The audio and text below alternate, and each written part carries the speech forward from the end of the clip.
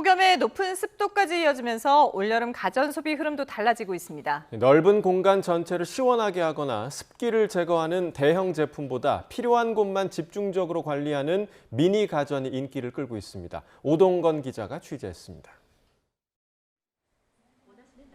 손바닥만한 제품부터 책상 위에 올려놓는 제품까지 다양한 소형 선풍기가 매대를 가득 채웠습니다.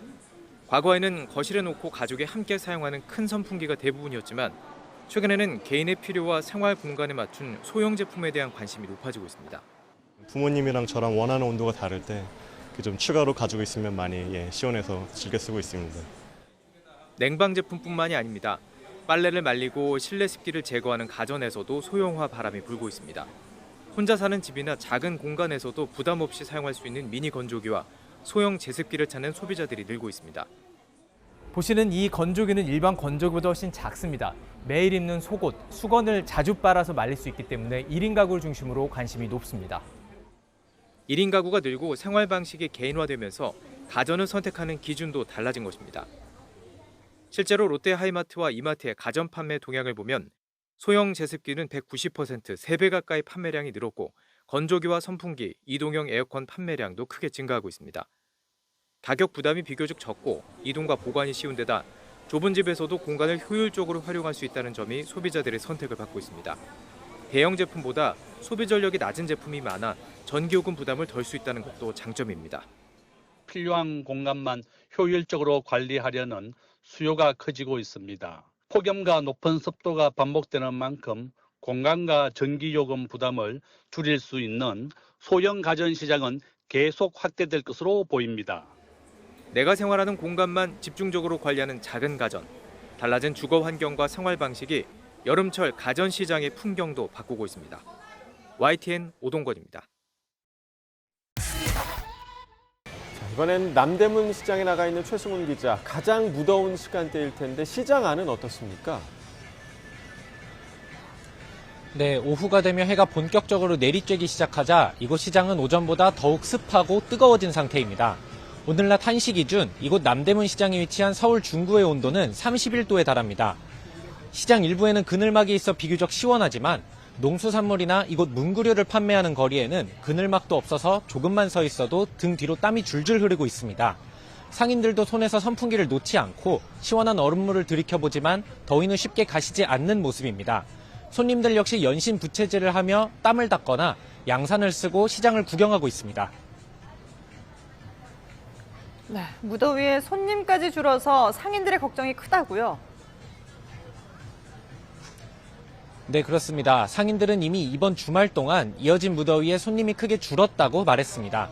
떡볶이나 찐빵 같은 뜨거운 음식을 파는 가게에는 다른 가게보다 손님 발걸음이 더욱 뜸해진 모습이었습니다.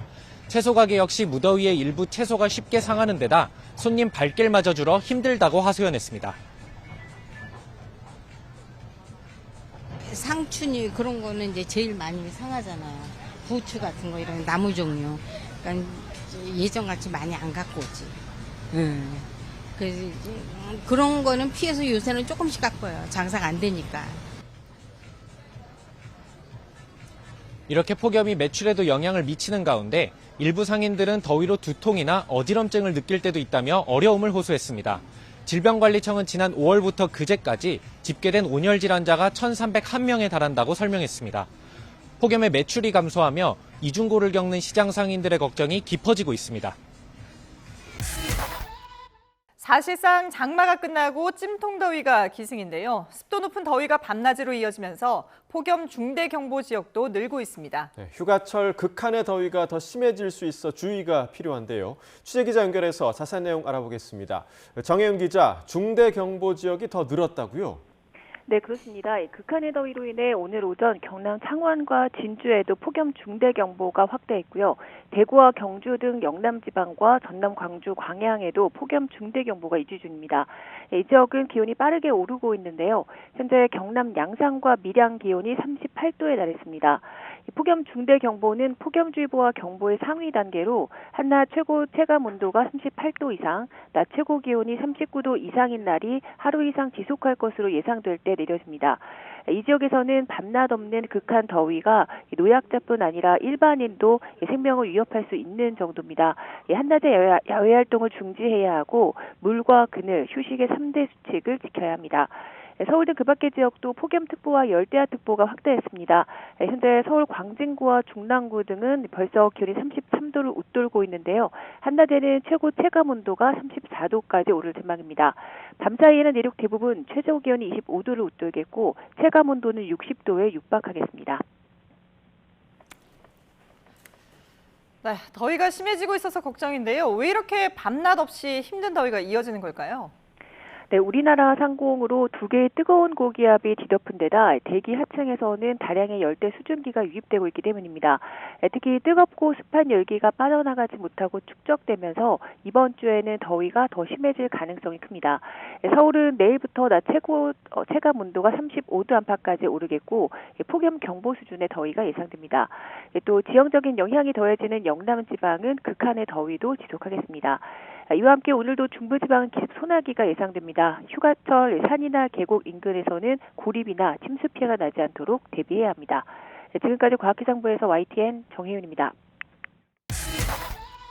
폭염 중대경보가 내려지는 지역이 갈수록 늘고 있습니다. 중대경보는 기후위기로 인해 극한 더위가 갈수록 심해지자 올해 신설된 경보인데요. 꼭 알아야 할 폭염특보 기준과 유의점은 무엇인지 김웅래 기자가 보도합니다. 숨이 턱턱 막히는 더위. 도심 아스팔트 위로 아지랑이가 이글거립니다. 더위가 국민의 건강을 위협할 때 정부는 폭염특보를 발령합니다. 폭염특보는 습도를 반영한 체감온도를 기준으로 합니다.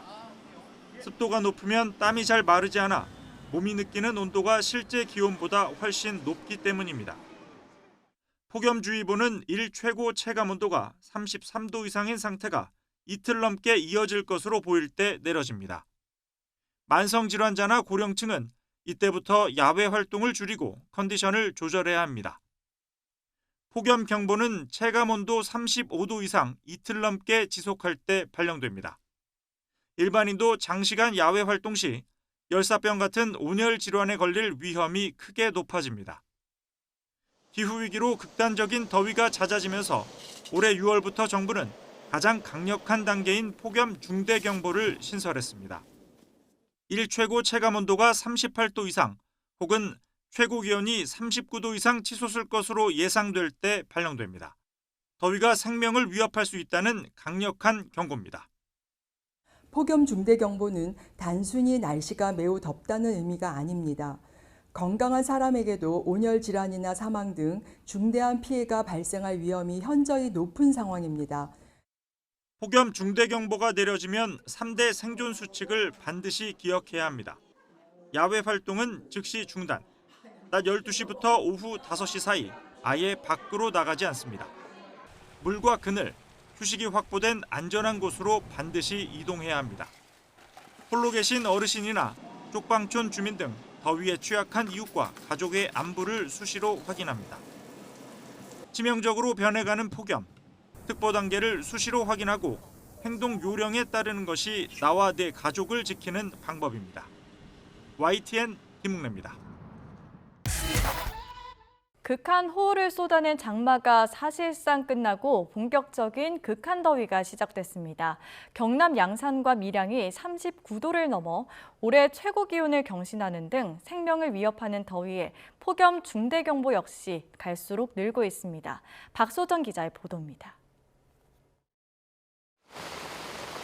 도깨비 장마, 핀셋 장마라고 불릴 만큼 예기치 않은 집중 호우를 쏟아낸 정체 전선이 북한으로 올라갔습니다. 고온다습한 북태평양 고기압이 우리나라에 자리를 잡은 만큼 제주뿐 아니라 내륙의 장마도 사실상 끝난 것으로 보입니다. 장마철 극한 호우가 지나자 본격적인 극한 더위의 시기가 덮쳐왔습니다. 생명을 위협하는 수준의 더위를 경고하는 폭염 중대 경보는 대구와 경북, 경남 곳곳으로 확대하며 14곳까지 늘었습니다. 밤사이 열대야도 강원 산간을 제외하고 전국 대부분에서 이어집니다. 특히 영남 지역의 폭염이 극심합니다. 이른바 데프리카, 더위의 상징이었던 대구를 넘어 경북, 경남 전역으로 폭염이 확대하면서 경프리카라는 말까지 나왔습니다. 남쪽으로부터 들어오는 추가적인 열 공급이 있습니다. 영남권은 코고자가 산맥대리 위치에 지형적 요소로 인해서 다른 지역에 비해 기온이 조금 더 오르는 현상이 두드러지고 있습니다. 숨이 턱턱 막히는 극한 더위 속에서도 변화무쌍한 날씨는 이어집니다. 강한 소나기뿐 아니라 기습적인 집중호우 구름이 발달해 극한 호우를 언제든 쏟아낼 수 있습니다. 강하게 발달한 태풍이 한반도로 올 수 있다는 것 역시 큰 변수 중 하나입니다. YTN 박소정입니다. 땀이 끊임없이 흐르는 요즘 같은 무더운 여름이 다가오면 고혈압과 당뇨병 같은 만성 질환자들은 더 주의가 필요합니다. 급작스러운 혈압과 혈당 변화가 올 수 있는 만큼 생활 습관 관리는 물론 과일과 음료 등 식음료를 먹을 때도 조심하셔야 하는데요. 김주영 기자가 설명해 드립니다. 폭염이 찾아오면 가장 먼저 떠오르는 질병은 냉방병이나 각종 온열 질환입니다. 하지만 더위에 정말 조심해야 하는 이들은 만성 질환자들입니다. 고혈압과 같은 심뇌혈관 질환자들은 무더위가 부르는 탈수나 급작스러운 혈압 변화가 합병증 위험을 키웁니다. 당뇨병 환자들은 더 큰 주의가 필요합니다. 땀을 많이 흘리고 탈수가 오면 혈액이 농축되고 스트레스 호르몬이 늘어나 혈당이 급격히 오를 수 있습니다. 반대로 더위에 식욕을 잃어 끼니를 거른 채 활동하다 보면 저혈당이 올 가능성도 큽니다. 갈증을 피하겠다고 찾는 과일이나 음료들도 적절히 먹어야 합니다. 과일은 물론 탄산음료, 과일 주스, 단커피 등에는 당류가 많이 들어가 있어 혈당 조절에 문제를 일으킵니다. 식사 후 바로 디저트로 과일을 먹거나 잠들기 전 과일을 먹는 것도 피하는 게 좋습니다. 수박은 중간 사이즈로 한쪽 정도, 그다음에 참외 반 개 정도, 또 복숭아 같은 거는 큰 거 반 개 정도가 한 번에 드실 수 있는 양이긴 한데요. 당류가 들어간 음료는 피하고 맹물이나 보리차 등으로 갈증을 푸는 게 좋습니다. 전문가들은 혈당 변동성이 커지면 혈관 기능 저하로 합병증 위험이 커지는 만큼 현미나 통곡물, 단백질, 식이섬유를 당류와 함께 섭취해 위험을 줄여야 한다고 강조합니다. YTN 김주영입니다.